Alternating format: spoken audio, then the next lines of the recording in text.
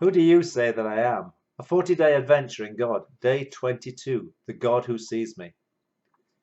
Genesis 16:13. She gave this name to the Lord who spoke to her. You are the God who sees me. For she said, I have now seen the one who sees me. Proverbs 20, verse 27. The lamp of the Lord searches the spirit of man. It searches out his innermost being. John 4:29. Come and see a man who told me everything I ever did. This could be the Christ. And Romans 8:27.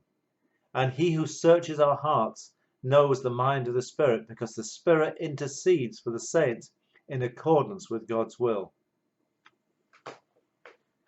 This story in Genesis is the time when Abraham and Sarah have been unable to have a child, even though God has promised. And Abraham takes it into his own hands at Sarah's suggestion, and Hagar has become pregnant. When she is pregnant, Sarah becomes so upset about it because she feels like she's being despised by Hagar. Hagar is sent away.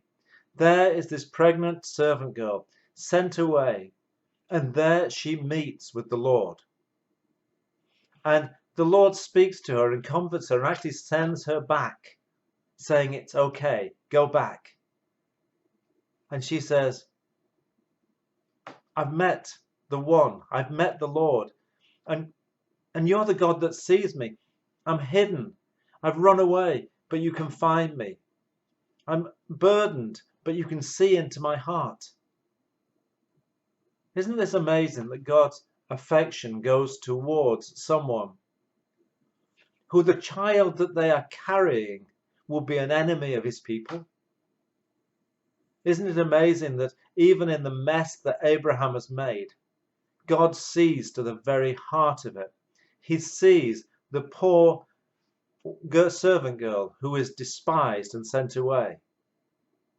She's not perfect by any means. In fact, we actually recognize later on that she is going to be making fun of Sarah. But God sees to the heart of every situation.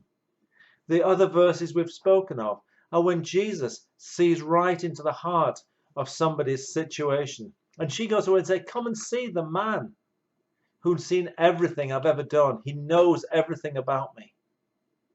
And the Holy Spirit knows our innermost beings. That we cannot hide something from him. We cannot hide from him. He is the one that sees. That seeing surely brings us to a place of fear and reverence in him. Hagar was suddenly confronted with what's described as the angel of the Lord. She met with Jesus. Even at that place, a servant girl, pregnant, despised, sent away, she met with the Lord, and his compassion was for her. His compassion is for the lost. His compassion is for those that are downtrodden. His compassion is that he's calling that they too would see him, that they would see the Lord, and that they would discover that he is the God that sees them.